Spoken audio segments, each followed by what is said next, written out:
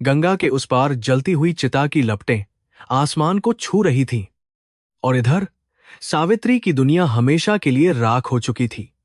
सीतापुर के उस शमशान घाट पर राम नाम सत्य है कि गूंज उसके कानों में पिघले हुए शीशे की तरह उतर रही थी। लेकिन उसकी आंखों में अब आंसू नहीं बचे थे। उसका पति, जो इस घर का एकमात्र सहारा था, सिर्फ इसलिए दुनिया छोड़ गया क्योंकि उनके पास सरकारी अस्पताल में डॉक्टर की मुट्ठी गर्म करने के लिए पैसे नहीं थे। सावित्री ने अपनी सूती साड़ी के पल्लू से अपने 5 साल के बेटे आदित्य का चेहरा पोंछा, जो अभी भी यह नहीं समझ पा रहा था कि उसके पिताजी अब कभी वापस नहीं आएंगे। गरीबी की मार ने आज एक सुहागन की मांग का सिंदूर पोंछ दिया था और उसे एक अनाथ बच्चे के साथ अकेला छोड़ दिया था। दाह संस्कार के बाद जब रिश्तेदारों की भीड़ छंटने लगी तो कानाफूसियों का दौर शुरू हो गया।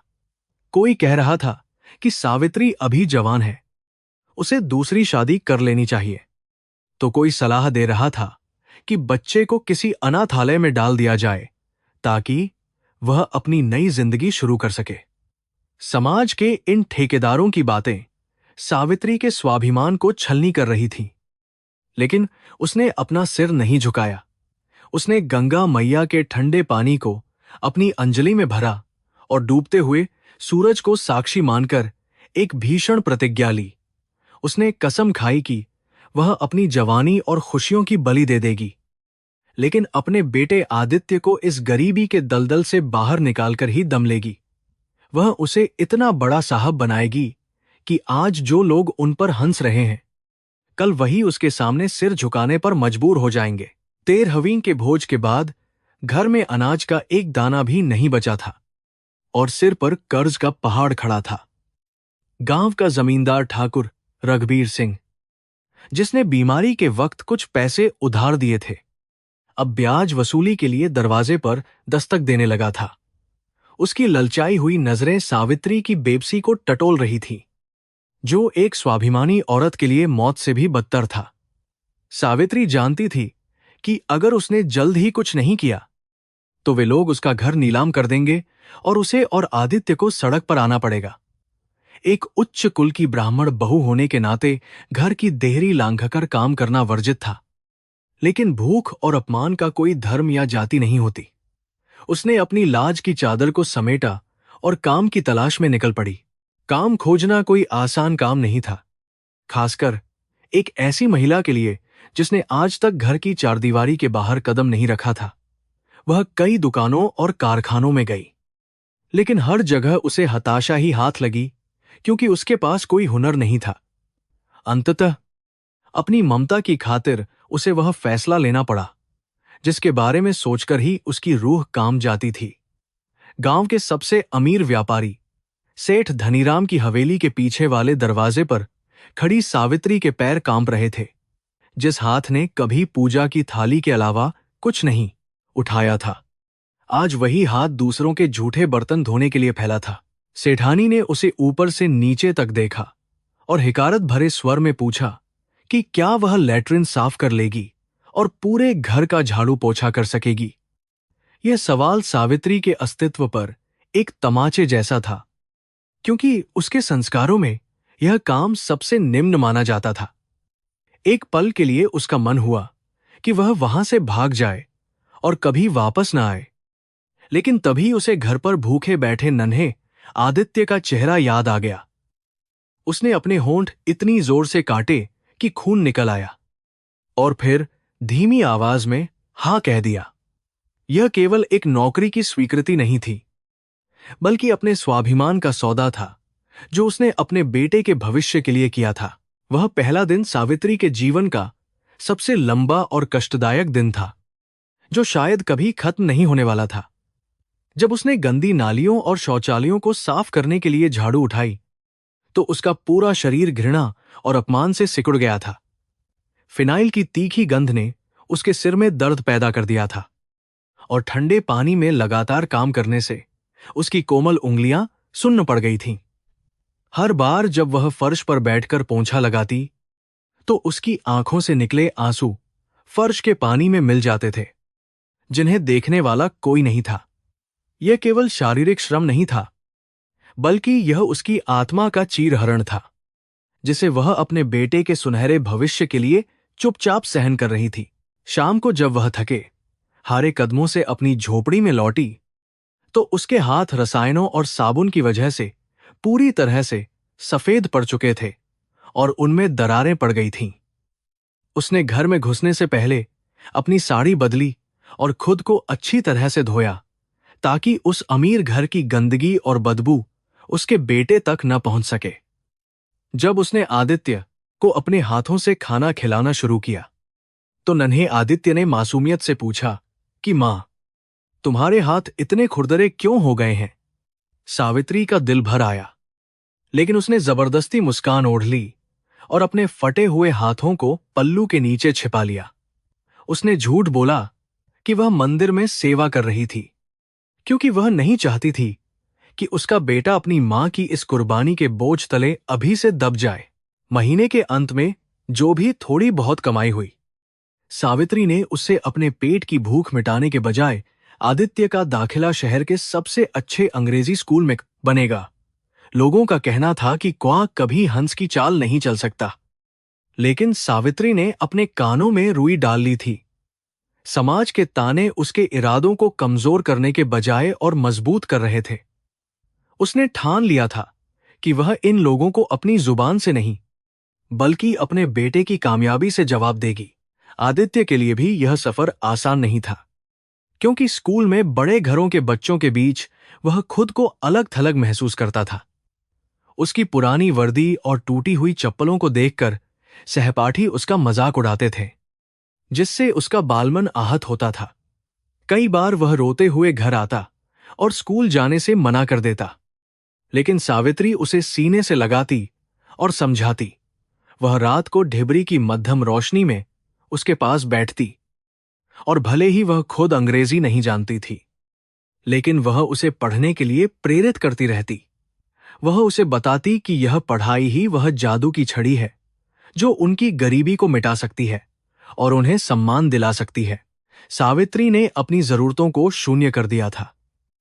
उसने कई सालों तक अपने लिए कोई नया कपड़ा नहीं खरीदा और न ही कभी भरपेट खाना खाया। वह बासी रोटी और नमक मिर्च खाकर गुजारा करती, ताकि आदित्य के लिए ट्यूशन की फीस और किताबों का इंतजाम हो सके। सेठ के घर से कभी कभी मिलने वाला बचा खुचा खाना वह आदित्य के लिए ऐसे ले आती जैसे कोई खजाना हो। उसका शरीर अब पहले जैसा नहीं रहा था। कमर झुकने लगी थी और चेहरे पर झुर्रियां समय से पहले ही आ गई थीं। लेकिन उसकी आंखों में एक अजीब सी चमक थी, जो तब और बढ़ जाती जब आदित्य स्कूल में अव्वल आता और इनाम लेकर घर लौटता। वक्त का पहिया अपनी गति से घूमता रहा और सावित्री की जवानी धीरे धीरे दूसरों के घरों की गंदगी साफ करते हुए ढलने लगी। हर सुबह सूरज निकलने से पहले उठना और रात को देर तक दूसरों के बर्तनों की खनखन के बीच अपनी किस्मत को कोसना, यही उसकी दिनचर्या बन गई थी।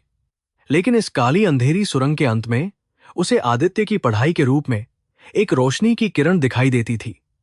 आदित्य भी अपनी मां के संघर्ष को देख रहा था, हालांकि वह अभी उसकी गहराई को पूरी तरह नहीं समझता था। लेकिन उसके बालमन पर यह बात छप गई थी कि उसे बड़ा आदमी बनना है। इस तरह एक मां के खून पसीने और अपमान की नींव पर एक महत्वाकांक्षी इमारत का निर्माण शुरू हो चुका था, जिसका अंजाम अभी भविष्य के गर्भ में छिपा था। समय बीतता गया और नन्हा आदित्य अब एक होनहार किशोर में बदल चुका था। उसकी बुद्धि की धार इतनी तेज थी कि गणित के कठिन सवाल भी उसके आगे पानी भरते थे। लेकिन स्कूल में उसकी गरीबी का मजाक उड़ाने वालों की कमी नहीं थी। अमीर घरों के लड़के अक्सर उसे फटीचर या भिखारी कहकर बुलाते थे, जिससे उसका मन अपमान की आग में जलता रहता था। वह अपनी पुरानी किताबों और पीले पड़ चुके बैग को छिपाने की कोशिश करता, लेकिन उसकी लाचारी छिपती नहीं थी। आदित्य के अंदर एक अजीब सा गुस्सा पनपने लगा था, जो उसे अपनी ही परिस्थितियों से नफरत करने पर मजबूर कर रहा था। हालांकि वह अपनी मां से कुछ नहीं कहता था, बस खामोशी से सब कुछ पी जाता था। सावित्री को इस बात का डर हमेशा सताता रहता था कि कहीं आदित्य को उसकी असलियत पता न चल जाए कि उसकी मां लोगों के घरों में झाड़ू पोछा करती है। जब भी आदित्य पूछता कि वह कहाँ काम करती है, तो वह झूठ बोल देती कि वह एक बड़े गोदाम में सुपरवाइजर है और वहां हिसाब किताब देखती है। इस झूठ को सच बनाए रखने के लिए वह घर से निकलने से पहले साफ कपड़े पहनती और काम पर पहुंचकर पुराने चिथड़े बदल लेती। वह नहीं चाहती थी कि उसका बेटा अपनी मां के काम की वजह से शर्मिंदा महसूस करे, इसलिए वह अपने अपमान को एक रहस्य बनाकर अपने सीने में दफन रखती थी, चाहे उसका दम ही क्यों न घुट जाए। जैसे जैसे आदित्य बड़ा हो रहा था, उसके और सावित्री के बीच एक अदृश्य दीवार खड़ी होने लगी थी, जो गरीबी और झूठी आकांक्षाओं से बनी थी। वह अब अपने दोस्तों को कभी घर नहीं लाता था, क्योंकि उसे अपनी टूटी हुई खपरेल की छत और गोबर लिपे फर्श से घिन आने लगी थी। उसे डर था कि अगर उसके दोस्तों ने उसकी मां को देख लिया, तो वे समझ जाएंगे कि वह कोई अफसर नहीं, बल्कि एक साधारण अनपढ़ औरत है। यह हीन भावना उसके दिल में नासूर की तरह घर कर गई थी, और वह अनजाने में अपनी उस मां से दूर होता जा रहा था, जो उसके लिए अपनी हर सांस गिरवी रख रही थी। 12वीं कक्षा में जिले में टॉप करने के बाद आदित्य का सपना अब और बड़ा हो गया था। उसे शहर के प्रतिष्ठित कॉलेज में दाखिला चाहिए था। कॉलेज की फीस और शहर का खर्चा सावित्री की औकात से कहीं बाहर था, लेकिन उसने अपने बेटे के सपनों को टूटने नहीं दिया। उसने अपनी कमर और कसली और अब 2 के बजाय 4 घरों में काम करना शुरू कर दिया। दिन रात की हाड़ तोड़ मेहनत ने उसके शरीर को निचोड़ कर रख दिया था, लेकिन उसकी आंखों में आदित्य को बड़ा अफसर बनते देखने का नशा था। उसने सेठानी से अगले 6 महीने की तनख्वाह एडवांस में मांगी और गिड़गिड़ाकर अपने आंसुओं से सेठानी का दिल पिघलाकर आदित्य की फीस का इंतजाम किया। 18 घंटे काम करने का असर सावित्री के शरीर पर साफ दिखने लगा था। उसके हाथ अब किसी इंसान के कोमल हाथ नहीं, बल्कि सूखी लकड़ी जैसे लगते थे। डिटर्जेंट और राख से रगड़ते रगड़ते उसकी हथेलियों की खाल उधड़ गई थी, और सर्दियों में बेवाइयां फटने से उनमें से खून रिसता रहता था। वह रात को दर्द से कराहती थी, लेकिन आदित्य की नींद खराब न हो, इसलिए मुंह में कपड़ा ठूंसकर सिसकियां लेती थी। उसकी रीढ़ की हड्डी हमेशा झुकी रहती थी, मानो गरीबी का बोझ उसे सीधा खड़ा होने ही नहीं देना चाहता था। फिर भी वह हर सुबह सूरज उगने से पहले उसी जोश के साथ काम पर निकल पड़ती थी। घर में खाने की हमेशा कमी रहती थी, लेकिन सावित्री ने कभी आदित्य को भूखे पेट सोने नहीं दिया, चाहे उसे खुद सिर्फ पानी पीकर रात गुजारनी पड़े। वह अक्सर आदित्य की थाली में चावल, दाल और थोड़ी सब्जी परोसती, और खुद रसोई के अंधेरे कोने में बैठकर नमक और हरी मिर्च के साथ सूखी रोटी निगलती थी। जब आदित्य पूछता कि उसने खाना खाया या नहीं, तो वह हंसकर कह देती कि गोदाम में आज दावत थी, इसलिए उसका पेट भरा हुआ है। यह सफेद झूठ वह इतनी सफाई से बोलती थी कि आदित्य को कभी शक ही नहीं हुआ कि उसकी मां दरअसल धीरे धीरे कुपोषण और कमजोरी का शिकार हो रही है। कॉलेज में कदम रखते ही आदित्य ने अपनी पहचान को पूरी तरह से बदल दिया और एक नई नकली दुनिया रच ली।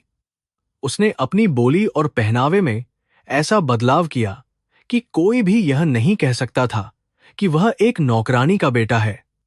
वह अपने सहपाठियों से झूठ बोलता कि उसके पिता एक बड़े जमींदार थे जिनका देहांत हो गया है और मां घर पर आराम करती है।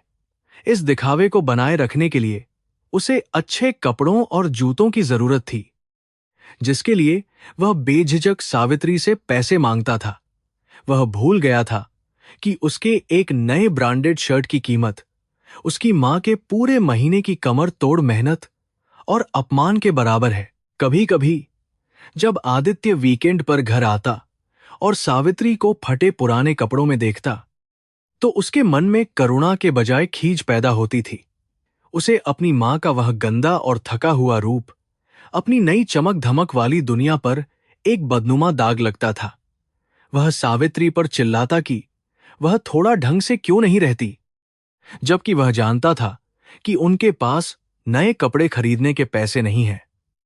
आदित्य की यह निष्ठुरता सावित्री के दिल को चोट पहुंचाती थी, लेकिन वह इसे अपने बेटे का साहब बनने का तनाव मानकर माफ कर देती थी। वह यह नहीं देख पा रही थी कि उसका बेटा सिर्फ पढ़ा लिखा नहीं, बल्कि भावनाहीन भी होता जा रहा है।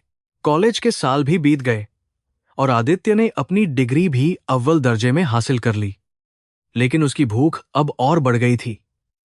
उसने तय किया कि वह यूपीएससी की परीक्षा पास करके आईएएस अफसर बनेगा, क्योंकि यही वह कुर्सी थी जो उसे असली ताकत और सम्मान दिला सकती थी। उसने सावित्री से कहा कि उसे तैयारी के लिए दिल्ली जाना होगा, क्योंकि इस छोटे शहर में रहकर वह कलेक्टर नहीं बन सकता। सावित्री जानती थी कि दिल्ली का खर्चा उठाना उसकी जान लेने जैसा होगा, लेकिन बेटे की आंखों में चमकते उस सपने के आगे उसकी जान की कोई कीमत नहीं थी। दिल्ली जाने की बात सुनकर सावित्री का कलेजा एक पल के लिए काम गया, क्योंकि अब उसके पास बेचने के लिए कुछ भी नहीं बचा था। लेकिन उसने हार नहीं मानी। उसने अपनी शादी की आखिरी निशानी, अपनी सोने की बालियां और पुरखों की बची हुई छोटी सी जमीन बेचने का फैसला किया।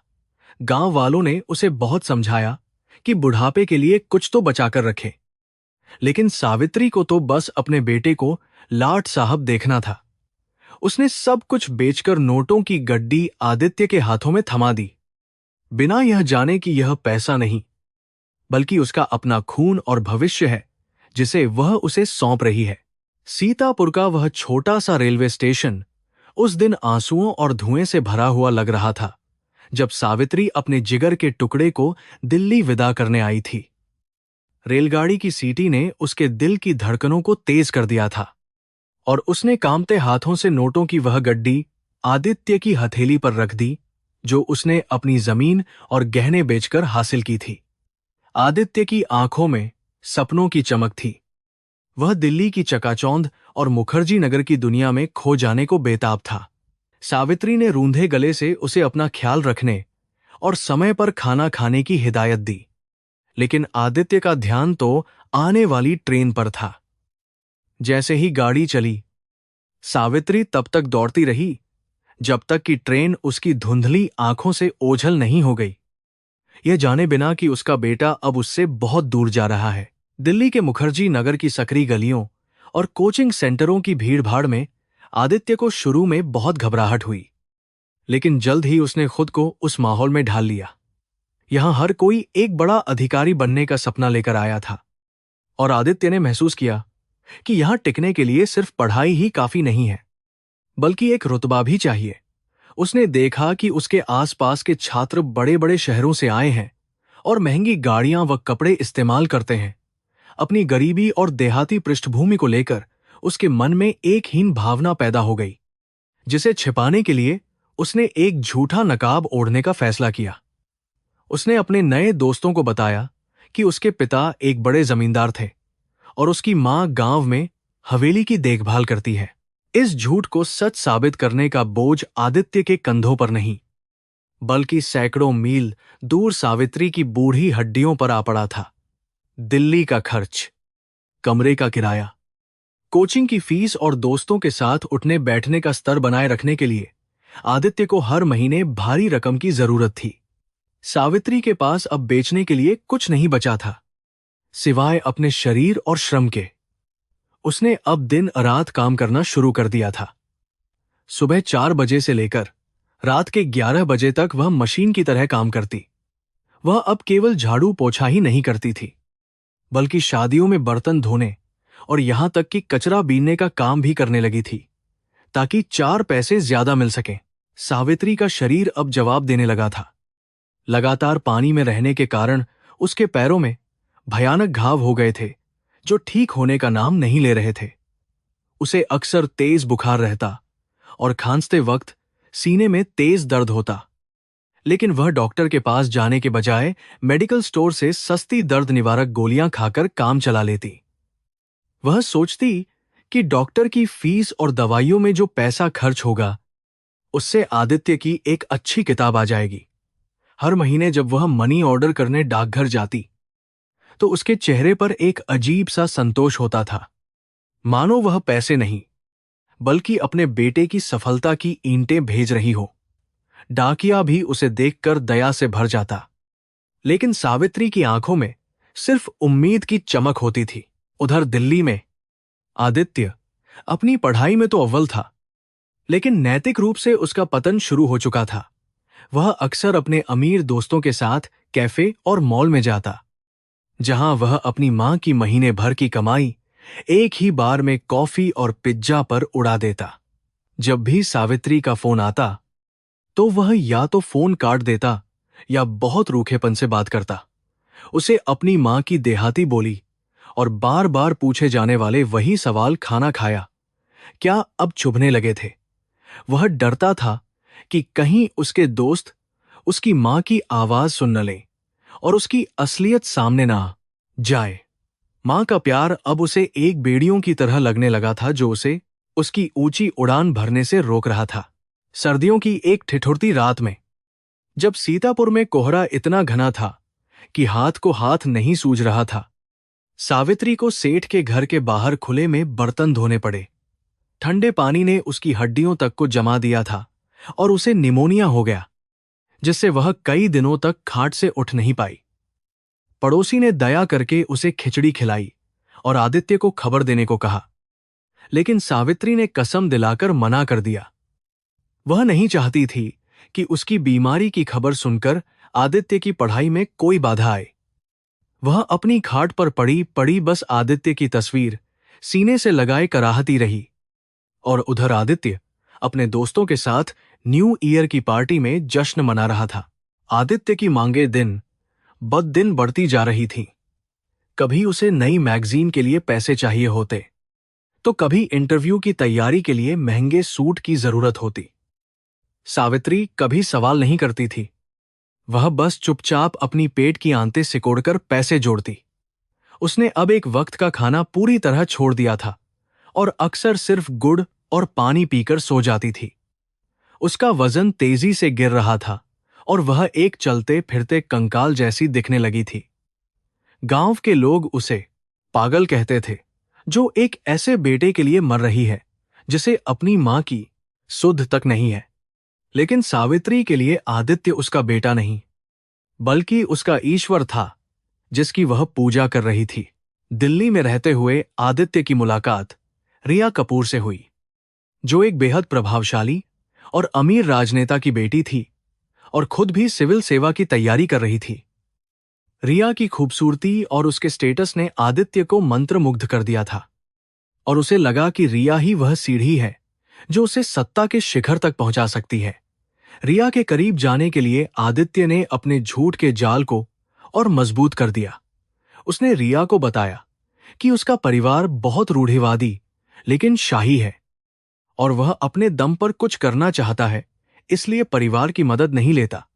रिया उसकी इस खुददारी से प्रभावित हो गई, बिना यह जाने कि इस खुददारी की कीमत एक बूढ़ी मां अपना खून बेचकर चुका रही है। होली का त्योहार आया और सावित्री को पूरी उम्मीद थी कि आदित्य इस बार घर जरूर आएगा, क्योंकि पिछले 2 सालों से वह नहीं आया था। उसने अपनी पुरानी साड़ियों को जोड़कर और पड़ोसियों से थोड़ा आटा उधार लेकर उसके लिए उसकी पसंद की गुजिया बनाई। वह सारा दिन दरवाजे पर टकटकी लगाए बैठी रही। हर आहट पर उसे लगता कि उसका आदित्य आ गया, लेकिन सूरज डूब गया और आदित्य नहीं आया। बस एक फोन आया जिसमें उसने कहा कि उसे पढ़ाई से फुर्सत नहीं है। सावित्री ने वो ठंडी हो चुकी गुजिया वापस डिब्बे में रख दी और अंधेरे कमरे में फूट फूट कर रोई। उस रात पहली बार उसे महसूस हुआ कि उसका बेटा शायद अब उसका नहीं रहा। परीक्षा की तारीख नजदीक आ रही थी और आदित्य का तनाव बढ़ता जा रहा था, लेकिन उसके साथ ही उसका अपनी जड़ों से अलगाव भी गहरा होता जा रहा था। उसे अब अपनी मां के भेजे हुए पैसों से भी एक तरह की घिन आने लगी थी, क्योंकि उन नोटों में मैल और पसीने की गंध होती थी। वह उन नोटों को तुरंत खर्च कर देना चाहता था ताकि उसे अपनी गरीबी की याद न आए। सावित्री, जो अब खांसते हुए खून थूकने लगी थी, अभी भी इस आस में जी रही थी कि एक दिन उसका बेटा लाल बत्ती वाली गाड़ी में आएगा और उसके सारे दुख दूर हो जाएंगे। उसे नहीं पता था कि दिल्ली की हवा ने उसके बेटे के दिल को पत्थर बना दिया है, और वह पत्थर अब किसी के आंसुओं से पिघलने वाला नहीं था।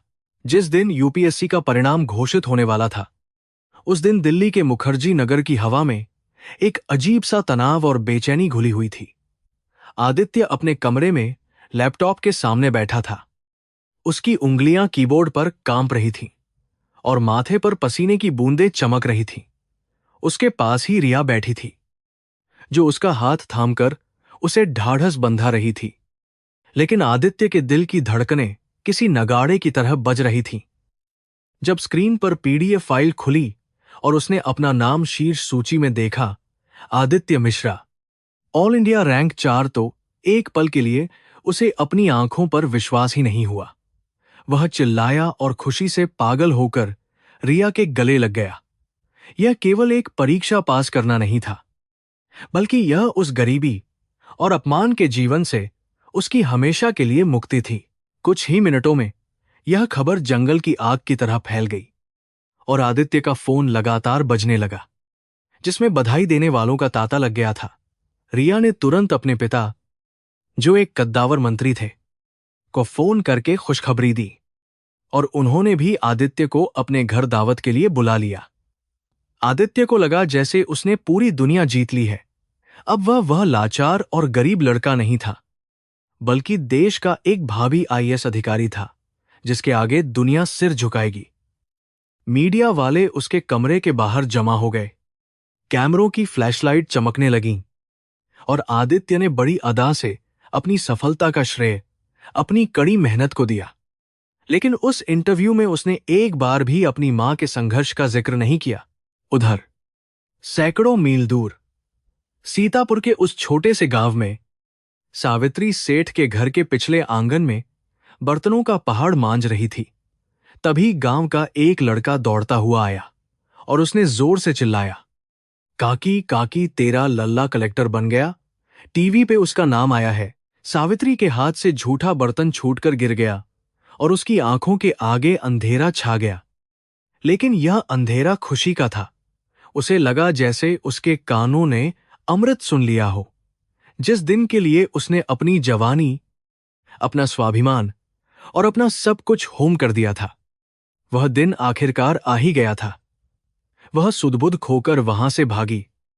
उसके पैरों में न चप्पल थी और न ही उसे अपने गीले कपड़ों का होश था। गांव के लोग, जो कल तक उसे पागल बुढ़िया और झाड़ू पोछा वाली कहकर ताने मारते थे, आज उसे घेर कर बधाइयां दे रहे थे। सावित्री की आंखों से आंसुओं की गंगा बह रही थी। वह आसमान की तरफ हाथ जोड़कर अपने दिवंगत पति को याद कर रही थी और कह रही थी, देखो, मैंने अपना वादा निभा दिया। उसने अपनी फटी हुई साड़ी के पल्लू से बंधी हुई कुछ रेजगारी निकाली और पास की दुकान से बताशे खरीदकर लोगों में बांटने लगी। उसका सीना गर्व से चौड़ा हो गया था। आज वह किसी नौकरानी की तरह नहीं, बल्कि एक कलेक्टर साहब की मां की तरह चल रही थी। उसे लग रहा था कि अब उसके सारे दुख, सारी तकलीफें और भूख का अंत हो जाएगा और उसका बेटा उसे लेने जरूर आएगा। शाम ढलते ही सावित्री ने अपने पड़ोसी के मोबाइल से आदित्य को फोन मिलाने की कोशिश की। उसके हाथ इतनी जोर से कांप रहे थे कि वह बमुश्किल नंबर दबा पा रही थी। उसका दिल कर रहा था कि वह फोन में घुसकर अपने बेटे को चूम ले और उसे बताए कि वह कितनी खुश है। घंटी बजती रही, लेकिन दूसरी तरफ कोई जवाब नहीं आया। सावित्री ने सोचा कि शायद वह बहुत व्यस्त होगा। आखिर अब वह इतना बड़ा साहब जो बन गया है। उसने फिर कोशिश की और फिर कोशिश की, लेकिन हर बार या तो फोन नहीं उठा या व्यस्त आया। उसे जरा भी अंदाजा नहीं था कि उसका बेटा जानबूझकर उसका फोन नहीं उठा रहा था। दिल्ली के एक आलीशान 5 स्टार होटल में रिया के पिता ने आदित्य की सफलता की खुशी में एक शानदार पार्टी रखी थी, जहां शहर के बड़े बड़े रईस और नेता जमा थे। आदित्य एक महंगे सूट में सजा हुआ, शैंपेन का गिलास हाथ में लिए मेहमानों से मिल रहा था और अपनी झूठी शान बघर रहा था।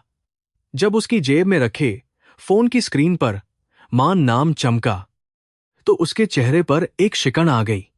उसे डर लगा कि कहीं रिया या उसके पिता देख न लें कि साहब की मां एक देहाती औरत है। उसे अपनी मां की याद, उसकी खुशी या उसका आशीर्वाद नहीं, बल्कि अपनी पोल खुलने का डर सता रहा था। उसने झुंझलाहट में फोन को साइलेंट मोड पर डाल दिया और वापस पार्टी की चकाचौंध में खो गया। काफी देर बाद जब आदित्य वॉशरूम गया तो उसने मजबूरी में फोन उठाया क्योंकि सावित्री लगातार कॉल कर रही थी। फोन उठते ही सावित्री की रोती हुई और कांपती हुई आवाज आई, लल्ला, मेरे लाल, तूने तो मेरा सीना चौड़ा कर दिया। कब आ रहा है तू? आदित्य ने उसकी भावनाओं को महसूस करने के बजाय रूखेपन से कहा, मां, मैं अभी बहुत बिजी हूं। यहां बहुत बड़े बड़े लोग आए हैं। तुम बार बार फोन करके मुझे डिस्टर्ब मत किया करो। मैं बाद में खुद फोन करूंगा। और इससे पहले कि सावित्री कुछ और बोल पाती, आदित्य ने फोन काट दिया। उसे एक झटके ने सावित्री के उत्साह पर ठंडे पानी की बाल्टी उड़ेल दी थी, लेकिन उसने अपने दिल को समझाया कि उसका बेटा अब देश का काम कर रहा है। उसे वक्त कहां होगा। पार्टी में वापस लौटकर आदित्य ने रिया के पिता के साथ मिलकर अपनी पोस्टिंग और भविष्य की राजनीति पर चर्चा शुरू कर दी। शराब के नशे और सत्ता के घमंड ने उसके विवेक को पूरी तरह सुला दिया था। उसने रिया के पिता से वादा किया कि वह उनकी हर बात मानेगा और उनके राजनीतिक हितों का ध्यान रखेगा। बदले में उसे एक अच्छी जगह पोस्टिंग चाहिए। यहां एक बेटा अपनी मां के दूध का कर्ज चुकाने के बजाय अपने ससुराल वालों के तलवे चाटकर अपने भविष्य का सौदा कर रहा था।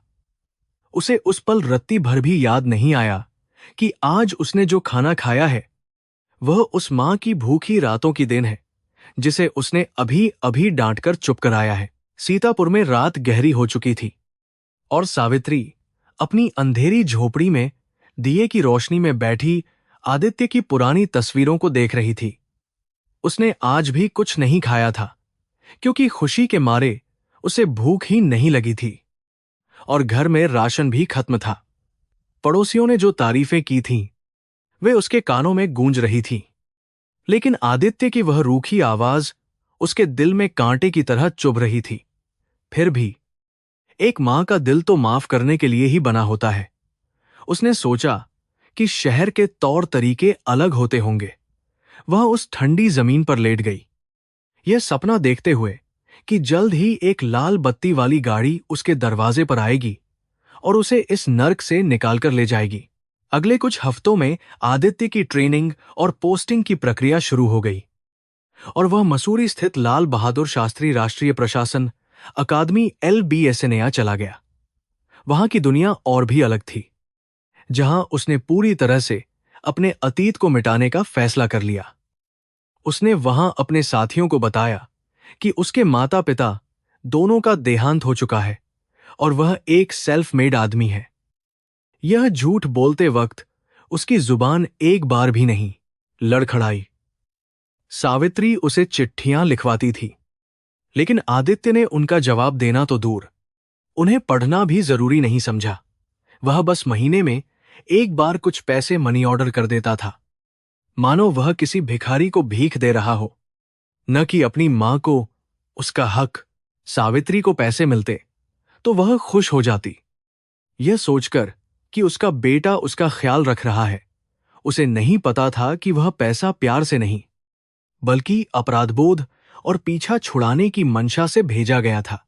वह उन पैसों से अपने लिए दवा या अच्छा खाना लेने के बजाय उन्हें जोड़कर रखने लगी, ताकि जब आदित्य घर आए तो उसकी नजर उतार सके और उसकी पसंद का खाना बना सके। गांव वाले अब उसे कलेक्टर की मां कहकर बुलाते थे, जिससे उसे बहुत गर्व होता था, लेकिन अंदर ही अंदर वह अपने बेटे की एक झलक पाने के लिए तड़प रही थी। उसे क्या पता था कि उसका यह इंतजार अब बहुत लंबा और दर्दनाक होने वाला है। समय के साथ आदित्य पूरी तरह से बदल गया था। उसकी चाल ढाल, बातचीत का तरीका और सोचने का नजरिया सब कुछ कुलीन वर्ग जैसा हो गया था। रिया के साथ उसकी नजदीकियां अब शादी के फैसले तक पहुंच चुकी थीं। रिया के परिवार ने एक भव्य शादी की योजना बनाई थी और आदित्य जानता था कि इस शादी में उसकी मां की कोई जगह नहीं है।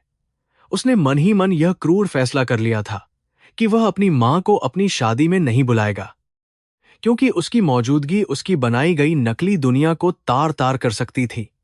सफलता के जिस शिखर पर वह बैठा था, वहां से उसे अपनी मां बहुत छोटी और गंदी नजर आने लगी थी। दिल्ली के सबसे आलीशान 5 स्टार होटल में शहनाइयों की गूंज और विदेशी फूलों की खुशबू ने एक मायावी दुनिया रच दी थी, जहां आदित्य और रिया की शादी की तैयारियां अपने चरम पर थीं। यह शादी केवल दो दिलों का मिलन नहीं, बल्कि सत्ता और प्रशासन का एक भव्य गठबंधन थी, जिसकी चर्चा पूरे शहर में थी। आदित्य ने क्रीम रंग की शेरवानी और मोतियों की माला पहन रखी थी, जिसमें वह किसी राजकुमार से कम नहीं लग रहा था। लेकिन उसकी आंखों में एक अजीब सी चोरों वाली घबराहट छिपी थी। रिया के परिवार और मेहमानों के सामने उसने खुद को एक अनाथ बताया था, जिसने अपने दम पर यह मुकाम हासिल किया है। इस एक झूठ ने उसे सहानुभूति और सम्मान तो दिला दिया था, लेकिन उसकी अंतरात्मा को कहीं गहरे कोने में कुचल दिया था। वह जानता था कि इस चकाचौंध में उसकी मैली कुचैली मां के लिए कोई जगह नहीं है। इसलिए उसने उन्हें अपने जीवन के सबसे बड़े दिन से बाहर रखने का क्रूर फैसला किया था। शादी से कुछ दिन पहले आदित्य ने गांव में एक मनी ऑर्डर के साथ छोटा सा संदेश भिजवाया था कि वह एक बहुत जरूरी सरकारी मिशन पर विदेश जा रहा है और वहां शादी करेगा, इसलिए मां का आना मुमकिन नहीं है। उसने यह भी झूठ बोला कि शादी बहुत सादगी से होगी, जबकि हकीकत में यह करोड़ों रुपये पानी की तरह बहाए जा रहे थे। उसने सोचा था कि कुछ हजार रुपये भेजकर उसने अपना फर्ज पूरा कर दिया है और अपनी मां का मुंह बंद कर दिया है। आदित्य को लगा कि गांव की अनपढ़ औरत को भला दिल्ली की खबरों का क्या पता चलेगा, लेकिन वह भूल गया था कि मां के दिल को अपने बच्चे की धड़कन का पता मीलों दूर से चल जाता है। वह अपनी नई दुनिया में इतना मगन था कि उसे याद ही नहीं रहा कि जिस मां ने उसे उंगली पकड़कर चलना सिखाया, आज उसी को वह अपनी खुशी में शामिल करने से कतरा रहा है। उधर सीतापुर में सावित्री के मन में एक अजीब सी बेचैनी थी। उसका बायां नेत्र लगातार फड़क रहा था, जो किसी अनहोनी का संकेत दे रहा था। गांव में किसी ने अखबार के एक पुराने टुके में आदित्य की शादी की खबर और तस्वीर देख ली थी और दबी जुबान में सावित्री को बताया। यह खबर सुनते ही सावित्री के पैरों तले जमीन खिसक गई। उसे विश्वास नहीं हुआ कि उसका लल्ला उसे बिना बताए शादी कर रहा है, लेकिन मां का दिल तो फिर भी मां का होता है। उसने सोचा कि शायद आदित्य काम के बोझ में बताना भूल गया होगा, या शायद उसे सरप्राइज देना चाहता होगा। उसने अपनी बची खुची जमा पूंजी निकाली। एक पुरानी संदूक से अपनी शादी की लाल साड़ी निकाली, जिसे उसने बरसों से नहीं पहना था, और बिना किसी को बताए दिल्ली जाने वाली बस पकड़ ली। उसे बस एक बार अपने बेटे को दूल्हा बने देखना था, भले ही दूर से ही सही। दिल्ली पहुंचकर जब सावित्री उस भव्य होटल के सामने पहुंची, तो उसकी भव्यता देखकर वह ठिठक गई। ऊंची इमारतें और बिजली की झालरें उसकी आंखों को चौंधिया रही थीं।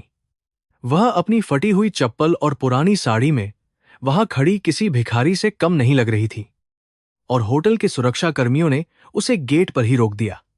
उन्होंने उसे डांट कर भगाने की कोशिश की, लेकिन सावित्री ने हाथ जोड़कर गिड़गिड़ाते हुए कहा कि वह बस एक बार दूल्हे राजा को देखना चाहती है।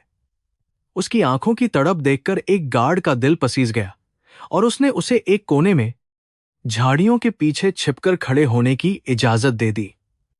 सावित्री वहीं दुबककर बैठ गई, अपनी ही संतान की खुशी में एक अवांछित अपराधी की तरह छिपकर तमाशा देखने के लिए मजबूर थी। तभी बारात का आगमन हुआ। बैंड बाजे के शोर और आतिशबाजी ने आसमान को रोशन कर दिया, और घोड़ी पर सवार आदित्य किसी राजा की तरह आ रहा था। सावित्री ने जब अपने बेटे को उस रूप में देखा, तो उसकी आंखों से खुशी के आंसू बह निकले। उसका सपना सच हो गया था। उसका बेटा आज सचमुच लाट साहब लग रहा था। वह दौड़कर उसकी बलाएं लेना चाहती थी। उसके माथे पर काला टीका लगाना चाहती थी ताकि उसे किसी की नजर न लगे। लेकिन उसके कदम वहीं रुक गए, क्योंकि उसने देखा कि आदित्य के आसपास सूट बूट पहने बड़े बड़े लोग थे जो उसे घेर कर चल रहे थे। उन रईस लोगों के बीच उसकी अपनी जगह कहाँ थी, यह सवाल उसे अंदर ही अंदर खाए जा रहा था। फिर भी वह अपनी ममता को रोक नहीं पा रही थी और अपनी नजरें उस पर गढ़ाई हुई थी।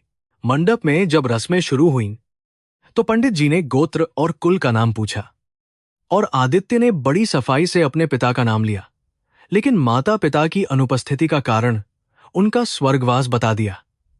लाउड स्पीकर पर गूंजते हुए ये शब्द सावित्री के कानों में पिघले हुए लोहे की तरह गिरे।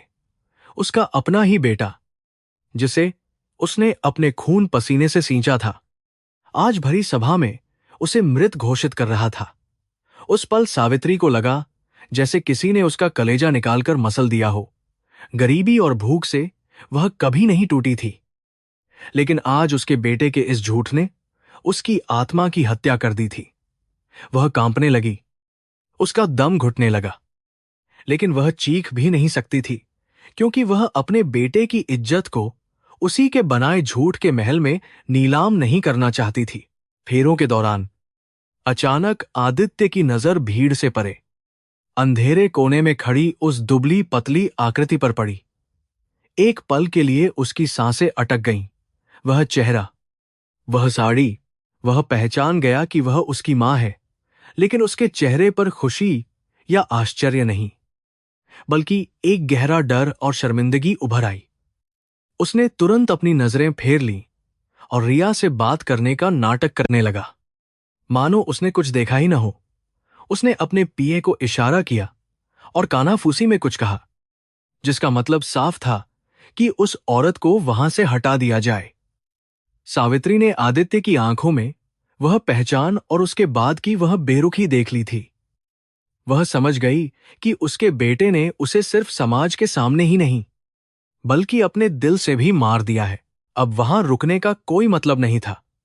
जिस बेटे के लिए वह दुनिया से लड़ गई थी, वह बेटा अब मर चुका था, और जो सामने खड़ा था वह केवल एक आईएएस अधिकारी आदित्य मिश्रा था, उसका लल्ला नहीं।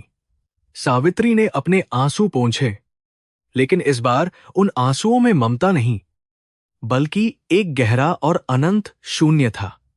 उसने अपनी पोटली उठाई जिसमें वह आदित्य के लिए बेसन के लड्डू लाई थी, और चुपचाप पिछले गेट की तरफ मुड़ गई। जाते जाते उसने उन लड्डुओं को एक कचरे के डिब्बे में डाल दिया, क्योंकि अब उन्हें खाने वाला उसका बेटा इस दुनिया में नहीं था। वह उस चकाचौंध से निकलकर वापस अंधेरी सड़क पर आ गई, जहां उसका अकेलापन उसका इंतजार कर रहा था। वापसी के सफर में बस के पहियों की आवाज सावित्री के दिमाग में हथौड़े की तरह बज रही थी, लेकिन वह बिल्कुल शांत थी, जैसे पत्थर हो गई हो। उसने अपने जीवन का सबसे कड़वा सच स्वीकार कर लिया था कि गरीबी सबसे बड़ा अभिशाप है, जो खून के रिश्तों को भी पानी बना देती है। उसने कसम खाई कि अब वह कभी आदित्य की जिंदगी में दखल नहीं देगी। वह उसके लिए सचमुच मर जाएगी, जैसा कि उसने दुनिया को बताया है। यह एक मां का त्याग नहीं, बल्कि उसके स्वाभिमान की अंतिम रक्षा थी। जब वह गांव पहुंची तो वह वैसी नहीं थी जैसे गई थी। उसकी आंखों की चमक बुझ चुकी थी और रीढ़ की हड्डी हमेशा के लिए झुक गई थी। आदित्य की शादी संपन्न हुई। लोग उसकी किस्मत और जोड़ी की तारीफ करते नहीं थक रहे थे, लेकिन उसे अंदर ही अंदर एक अजीब सी घबराहट हो रही थी। वह बार बार अपनी नजरें उस कोने की तरफ घुमाता जहां उसने मां को देखा था, यह तसल्ली करने के लिए कि वह चली गई है या नहीं। रिया ने पूछा भी कि क्या हुआ, तो उसने सिर दर्द का बहाना बना दिया। सुहागरात की सेज पर फूलों की खुशबू के बीच भी उसे अपनी मां की मैली साड़ी की गंध याद आ रही थी, लेकिन उसने शराब के नशे में उस याद को डुबो दिया। उसने खुद को समझाया कि उसने जो किया वह अपने करियर और भविष्य के लिए जरूरी था। उसे क्या पता था कि मां की वो खामोश विदाई उसकी बर्बादी की उल्टी गिनती की शुरुआत थी। 5 साल बीत चुके थे और आदित्य अब लखनऊ के जिलाधिकारी डीएम के पद पर आसीन था, जो प्रशासन की दुनिया में एक बहुत बड़ा ओहदा था। गोमती नगर स्थित उसकी सरकारी कोठी किसी राजमहल से कम नहीं थी, जिसके विशाल लॉन में मोर नाचते थे और गेट पर हमेशा बंदूकधारी पुलिस वाले पहरा देते थे। सत्ता और रसूख का नशा आदित्य के सिर चढ़कर बोल रहा था। वह अब अपनी पुरानी जिंदगी और सीतापुर की धूल भरी गलियों को एक बुरे सपने की तरह भूल चुका था। रिया और उसके बीच भी अब प्यार से ज्यादा स्टेटस का रिश्ता रह गया था, जहां पार्टियां, क्लब और सामाजिक दिखावा ही उनकी जिंदगी का मकसद बन गया था। आदित्य को लगता था कि उसने अपनी किस्मत को अपनी मुट्ठी में कैद कर लिया है, लेकिन वह भूल गया था कि समय का पहिया जब घूमता है तो बड़े बड़े महल भी ताश के पत्तों की तरह बिखर जाते हैं। उधर सीतापुर में सावित्री अब केवल हड्डियों का ढांचा बनकर रह गई थी, मानो वह एक जिंदा लाश हो। टीबी और अस्थमा की बीमारी ने उसके फेफड़ों को छलनी कर दिया था और गरीबी ने इलाज के सारे दरवाजे बंद कर रखे थे। खांसते खांसते जब उसके मुंह से खून के कतरे गिरते तो उसे अपनी मौत साफ दिखाई देती थी। गांव के पड़ोसी कभी कभार उसे खिचड़ी दे जाते और सलाह देते कि वह अपने कलेक्टर बेटे को खबर कर दे, शायद वह शहर के बड़े अस्पताल में उसका इलाज करा दे। लेकिन सावित्री ने हमेशा अपनी स्वाभिमानी चुप्पी साधे रखी। पर जैसे जैसे प्राण निकलने का समय करीब आ रहा था, ममता की अदृश्य डोर ने उसे फिर से खींच लिया। मरने से पहले अपने बेटे का चेहरा एक बार देखने की अंतिम इच्छा ने उसके कमजोर और मरणासन्न शरीर में बची खुची जान फूंक दी। सावित्री ने अपनी फटी हुई पोटली में कुछ सूखी रोटियां बांधी, अपनी दवाइयां लीं और गिरते पड़ते बस स्टैंड तक पहुंची। लखनऊ जाने वाली खटारा बस में बैठकर उसे हर झटके के साथ अपनी पसलियों में असहनीय दर्द महसूस हो रहा था, लेकिन उसकी धुंधली आंखों में सिर्फ आदित्य का चेहरा तैर रहा था। जब वह लखनऊ के पौश इलाके में स्थित डीएम आवास के विशाल लोहे के गेट के सामने उतरी तो वह उस बंगले की भव्यता देखकर सहम गई। ऊंची चारदीवारी के पीछे उसका बेटा रहता था। यह सोचकर ही उसकी छाती गर्व और डर दोनों से फूल गई। धूल और पसीने से लथपथ सावित्री ने अपने कांपते हाथों से गेट को छूने की कोशिश की, मानो वह उस दीवार के जरिए अपने बेटे को महसूस कर रही हो। गेट पर तैनात वर्दीधारी संतरियों ने जब एक मैली कुचैली और बीमार बुढ़िया को अंदर झांकते देखा तो उन्होंने उसे तुरंत रोक दिया और कड़े स्वर में पूछा कि उसे क्या चाहिए। सावित्री ने हाथ जोड़कर अपनी टूटी फूटी और कमजोर आवाज में कहा, भैया, मुझे साहब से मिलना है। मैं उनकी मां हूं। यह सुनते ही संतरी एक दूसरे को देखकर जोर जोर से हंसने लगे। उन्हें लगा कि यह कोई पागल भिखारिन है जो डीएम साहब की मां होने का दावा कर रही है। उन्होंने उसे डांटते हुए कहा, चल भाग यहां से। साहब की मां तो कब की मर चुकी है। पागल कहीं की, यह भीख नहीं मिलेगी। संतरियों की यह बात सावित्री के दिल पर किसी खंजर की तरह लगी, लेकिन वह वहीं जमीन पर बैठकर गिड़गिड़ाने लगी कि एक बार साहब को खबर कर दो। संयोग से उसी वक्त आदित्य अपनी पत्नी रिया और कुछ साथी अधिकारियों के साथ लॉन में लगी कुर्सियों पर बैठकर शाम की चाय पी रहा था। गेट पर हो रहे शोरगुल ने उसका ध्यान खींचा और उसे नागवार गुजरा। जब उसने अपनी नजरें घुमाईं और गौर से देखा तो उसे वह परिचित झुका हुआ शरीर और वह पुरानी साड़ी दिखाई दी। उसका दिल एक पल के लिए धड़कना भूल गया। वह तुरंत पहचान गया कि वह सावित्री है। उसके माथे पर पसीना आ गया, लेकिन यह पसीना प्यार या चिंता का नहीं, बल्कि अपनी पोल खुलने के डर का था। अगर रिया या उसके रईस सहकर्मियों को पता चल गया कि यह भिखारिन जैसी दिखने वाली औरत उसकी मां है, तो उसका बना बनाया झूठ का साम्राज्य और इज्जत पल भर में खाक हो जाएगी। उस एक निर्णायक क्षण में आदित्य के सामने दो रास्ते थे। एक तरफ उसकी जन्म देने वाली मां थी, जो शायद अपनी आखिरी सांसें गिन रही थी, और दूसरी तरफ उसकी झूठी प्रतिष्ठा और रसूख। उसके अंदर के इंसान और शैतान के बीच संघर्ष हुआ, लेकिन जीत उसकी महत्वाकांक्षा की हुई। उसने अपनी कुर्सी से उठने की जहमत तक नहीं उठाई, बल्कि अपनी आंखों में पत्थर जैसी कठोरता भर ली। उसने पास खड़े अर्दली को बुलाया और बेहद कड़े शब्दों में आदेश दिया, गेट पर जो औरत शोर मचा रही है उसे तुरंत वहां से हटाओ। वह मेहमानों को परेशान कर रही है। उसे कुछ पैसे देकर या डंडे मारकर, जैसे भी हो, मेरी नजरों से दूर करो और सुनिश्चित करो कि वह दोबारा यहां न दिखे। अर्दली ने दौड़कर गेट पर संतरियों को बड़े साहब का सख्त हुक्म सुनाया। साहब का आदेश मिलते ही संतरियों का रवैया और भी क्रूर हो गया, क्योंकि वे अपने मालिक को खुश करना चाहते थे। उन्होंने सावित्री को बांह से पकड़कर घसीटना शुरू कर दिया। सावित्री दर्द से चीखती रही, लल्ला लल्ला, एक बार देख ले मुझे, मैं तेरी मां हूं, मैं बस तुझे देखने आई हूं। उसकी यह करुण पुकार हवा में गूंजकर आदित्य के कानों तक पहुंची, लेकिन उसने उसे अनसुना कर दिया और अपनी चाय की चुस्की लेता रहा। उसने रिया की तरफ देखकर एक झूठी और तनावपूर्ण मुस्कान के साथ कहा, यह रोज का ड्रामा है। लोग पैसे आंटने के लिए कुछ भी नाटक करते हैं। अंदर से उसकी रूह कांप रही थी, लेकिन बाहर वह निर्दयी बना रहा। संतरियों ने सावित्री को एक जोरदार धक्का दिया और वह सड़क के किनारे पड़े नुकीले पत्थरों पर मुंह के बल जा गिरी। उसके माथे से खून की धार फूट पड़ी, जो उसके सफेद बालों को लाल करने लगी। शरीर की चोट से ज्यादा गहरा और जानलेवा घाव उसकी आत्मा पर लगा था। वह धूल में पड़ी उस बंद लोहे के गेट को देखती रही, जिसके पीछे उसका अपना खून, उसका बेटा, ऐशो आराम की जिंदगी जी रहा था और उसे मरने के लिए सड़क पर फिंकवा दिया था। उस पल सावित्री की आंखों से मोह का पर्दा हमेशा के लिए हट गया।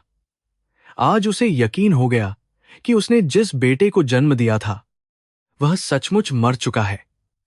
उसने अपनी मुट्ठी में भरी हुई धूल को हवा में उड़ा दिया, जो शायद उस घर के विनाश का मूक श्राप बनकर हवा में घुल गई। सड़क पर आते जाते लोगों ने उस बूढ़ी औरत को खून से लथपथ देखा। कुछ लोग रुके भी, लेकिन डीएम के बंगले के सामने पंगा लेने की हिम्मत किसी में नहीं थी। सावित्री के पास अब रोने या फरियाद करने की भी ताकत नहीं बची थी। उसकी आंखों का पानी पूरी तरह सूख चुका था और उनकी जगह एक वीरान, डरावने सन्नाटे ने ले ली थी। वह समझ गई कि यह लाट साहब का बंगला उसके लिए नहीं, बल्कि उसकी ममता की कब्रगाह है। उसने गिरते पड़ते खुद को संभाला और अपनी टूटी हुई लाठी के सहारे धीरे धीरे वहां से रेंगने लगी। उसका हर कदम उसकी मौत की तरफ था, लेकिन अब उसे मौत से डर नहीं लग रहा था, क्योंकि जीते जी उसने अपने बेटे के हाथों नर्क भोग लिया था। बंगले के अंदर आदित्य ने राहत की सांस ली कि बला टल गई, लेकिन उसके हाथ अजीब तरह से कांप रहे थे, जिससे चाय प्याली से छलक कर उसके महंगे कपड़ों पर गिर गई। रिया ने चिंतित होकर पूछा, क्या हुआ आदित्य? तुम इतने परेशान क्यों लग रहे हो? क्या तुम उस औरत को जानते थे? आदित्य ने फिर झूठ बोला, नहीं, बस काम का तनाव है और ये भिखारी लोग मूड खराब कर देते हैं। लेकिन उस रात आलीशान बेडरूम के एसी की ठंडक भी उसके अंदर जल रही पश्चाताप और डर की आग को बुझा नहीं पाई। उसे बार बार गेट पर गिरती हुई उस बूढ़ी औरत की परछाई और उसकी चीखें सुनाई दे रही थीं। वह नहीं जानता था कि उसने आज सिर्फ अपनी मां को नहीं ठुकराया है, बल्कि अपने सर्वनाश को न्योता दिया है, और कर्म का फल अब उसे बहुत जल्द मिलने वाला था। लखनऊ की उस सर्द और बेजान रात में शहर के एक कोने में बने रैन बसेरे के फटे हुए कंबल के नीचे सावित्री की सांसें उखड़ रही थीं। उसके सूखे हुए हलक को गीला करने वाला कोई नहीं था, और न ही उसके माथे पर हाथ फेरने वाला उसका बेटा वहां मौजूद था। अपने अंतिम क्षणों में भी उसकी धुंधली आंखों ने उस दरवाजे को निहारा जहां से शायद उसका लल्ला दौड़ता हुआ आएगा। उसने अपनी मुट्ठी में एक छोटी सी पुरानी और मैली तस्वीर भींच रखी थी, जो आदित्य के बचपन की थी। जैसे ही सुबह की पहली किरण फूटी, सावित्री की आत्मा उस कमजोर शरीर को छोड़कर चली गई, जिसने पूरी जिंदगी सिर्फ संघर्ष और अपमान सहा था। वह एक अनाम लाश बनकर सरकारी बिस्तर पर पड़ी थी, जिसके पास अपनी पहचान बताने के लिए आधार कार्ड के अलावा और कुछ नहीं था।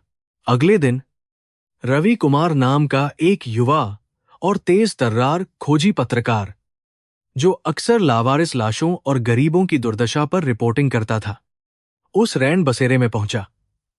जब उसने सावित्री के सामान की तलाशी ली तो उसे एक पुराना राशन कार्ड मिला, जिस पर पति स्वर्गीय रामशरण मिश्र और पता सीतापुर लिखा था।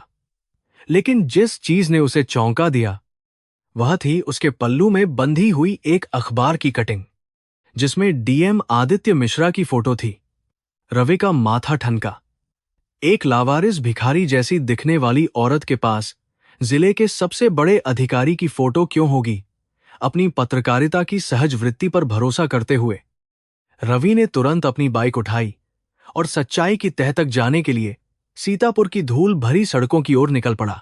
सीतापुर पहुंचकर जब रवि ने ग्रामीणों से पूछताछ की तो जो कहानी सामने आई उसने उसके रोंगटे खड़े कर दिए और उसकी आंखों में आंसू ला दिए। गांव वालों ने बताया कि कैसे सावित्री ने झाड़ू पोछा करके अपने बेटे को पढ़ाया था और कैसे आदित्य ने बड़ा साहब बनने के बाद उसे दूध में से मक्खी की तरह निकाल फेंका था। रवि ने सावित्री के उस बंद पड़े, खंडहर हो चुके घर का वीडियो बनाया और उन गवाहों के बयान रिकॉर्ड किए जिन्होंने सावित्री को आखिरी बार लखनऊ जाते हुए देखा था। यह केवल एक खबर नहीं थी, बल्कि एक मां की हत्या का दस्तावेज था। रवि जानता था कि यह खुलासा प्रशासन की नींव हिला देगा, लेकिन उसे यह भी पता था कि सावित्री को न्याय दिलाने का यही एक रास्ता है। अगले दिन सुबह होते ही न्यूज चैनलों और सोशल मीडिया पर एक खबर ने भूचाल ला दिया। डीएम आदित्य मिश्रा की लावारिस मां की रैन बसेरे में तड़प तड़प कर मौत। टीवी स्क्रीन पर एक तरफ आदित्य की लग्जरी पार्टियों की तस्वीरें चल रही थीं और दूसरी तरफ रैन बसेरे में पड़ी सावित्री की लाश की। रवि की रिपोर्ट ने आदित्य के उस झूठ का पर्दाफाश कर दिया था जिसमें उसने खुद को अनाथ बताया था। पूरा देश सन्न रह गया। लोग सोशल मीडिया पर आदित्य को कलयुगी बेटा और हत्यारा कहकर धिक्कारने लगे। जिस शोहरत और इज्जत के लिए आदित्य ने अपनी मां का सौदा किया था, वह इज्जत अब चौराहे पर नीलाम हो रही थी। आदित्य अपने आलीशान ड्राइंग रूम में बैठा टीवी स्क्रीन को फटी हुई आंखों से देख रहा था। उसके हाथ पांव सुन्न पड़ गए थे। उसका फोन लगातार बज रहा था, लेकिन उसमें बधाई देने वाले नहीं, बल्कि गालियां देने वाले और जवाब मांगने वाले लोग थे। सरकार ने मामले की गंभीरता को देखते हुए तुरंत जांच के आदेश दे दिए थे और मुख्यमंत्री कार्यालय से उसके निलंबन का पत्र जारी हो चुका था। जिस सत्ता के नशे में वह कल तक चूर था, वह आज रेत की तरह उसकी मुट्ठी से फिसल गई थी। उसे समझ नहीं आ रहा था कि एक अनपढ़ और गरीब मां की मौत इतना बड़ा तूफान कैसे खड़ा कर सकती है, जिसने उसके मजबूत साम्राज्य को एक झटके में ढा दिया। इस तूफान का सबसे पहला असर उसके घर के अंदर हुआ। रिया, जो अपनी सामाजिक प्रतिष्ठा को लेकर बेहद सजग थी, इस बदनामी को बर्दाश्त नहीं कर सकी। उसने आदित्य को घृणा भरी नजरों से देखा और कहा, मुझे घिन आती है कि मैंने एक ऐसे इंसान से शादी की जो अपनी जन्म देने वाली मां का नहीं हो सका। वह मेरा क्या होगा? रिया ने अपने पिता के कहने पर उसी वक्त घर छोड़ दिया और तलाक की घोषणा कर दी। आदित्य उसे रोकता रहा, गिड़गिड़ाता रहा, लेकिन रिया ने पीछे मुड़कर भी नहीं देखा। अब उस विशाल सरकारी बंगले में आदित्य बिल्कुल अकेला रह गया था, ठीक वैसे ही जैसे उसने अपनी मां को सालों तक अकेला छोड़ा था। पुलिस कस्टडी में आदित्य को अपनी मां के अंतिम संस्कार के लिए श्मशान घाट ले जाया गया। यह वही श्मशान था जहां कभी उसके पिता का दाह संस्कार हुआ था, लेकिन आज नजारा बदला हुआ था। आज वहां भीड़ थी, लेकिन उसके स्वागत के लिए नहीं, बल्कि उस पर थूकने के लिए। पुलिस को भीड़ को नियंत्रित करने के लिए लाठियां भांजनी पड़ी। आदित्य ने सिर झुकाकर कांपते कदमों से उस स्थान की ओर चलना शुरू किया जहां सावित्री का शव रखा था। उसे ऐसा लग रहा था जैसे हर कदम के साथ वह रसातल में गिरता जा रहा है। लोगों के ताने देख लो, इस साहब को उसके कानों में पिघले हुए शीशे की तरह उतर रहे थे। जब कफन हटाया गया और आदित्य ने अपनी मां का चेहरा देखा तो उसकी अंतरात्मा चीख उठी। सावित्री का चेहरा शांत था, लेकिन उसके माथे पर वह गहरा घाव अभी भी ताजा था, जो कुछ दिन पहले उसी के गेट पर गिरने से लगा था। वह घाव आदित्य की क्रूरता का एक अमिट प्रमाण था। उसे याद आया कि कैसे उसने उसे भिखारिन समझकर धक्के मारकर निकलवा दिया था। पुरानी यादें किसी फिल्म की तरह उसकी आंखों के सामने घूमने लगी। मां के हाथों की सूखी रोटियां, उसका रात रात भर जागना और उसका वह शब्द लल्ला। आज वह लल्ला एक अपराधी की तरह अपनी मां की लाश के सामने खड़ा था, और वह मां अब उसे माफ करने के लिए भी मौजूद नहीं थी। पंडित ने मंत्रोच्चारण शुरू किया और आदित्य के हाथ में जलती हुई मशाल थमा दी गई ताकि वह मुखाग्नि दे सके। उसके हाथ इतनी जोर से कांप रहे थे कि मशाल गिरते गिरते बची। जैसे ही उसने चिता को आग लगाई, लपटें धू धू करके जल उठीं। उन लपटों में आदित्य को अपना अहंकार, अपना पद, अपनी प्रतिष्ठा और अपना भविष्य सब कुछ जलता हुआ दिखाई दे रहा था। उसे महसूस हुआ कि यह आग उसकी मां के शरीर को नहीं, बल्कि उसके अपने अस्तित्व को जला रही है। वह जोर से रोना चाहता था, मां के पैरों में गिरकर माफी मांगना चाहता था, लेकिन उसका गला रुंध गया था और आवाज बाहर नहीं आ रही थी। यह उसकी सजा थी, घुट घुट कर जीना। दाह संस्कार पूरा होने के बाद भीड़ छंट गई और पुलिस वाले भी दूर खड़े होकर औपचारिकता पूरी होने का इंतजार करने लगे। आदित्य गोमती नदी के किनारे जलती हुई चिता की राख के पास अकेला बैठ गया। शाम ढल रही थी और ठंडी हवाएं चल रही थीं। हवा का एक झोंका आया और उसने चिता की थोड़ी सी राख उड़ाकर आदित्य के चेहरे और उसके महंगे कपड़ों पर डाल दी। यह वही हवा के निशान थे जो अब जीवन भर उसके साथ रहने वाले थे।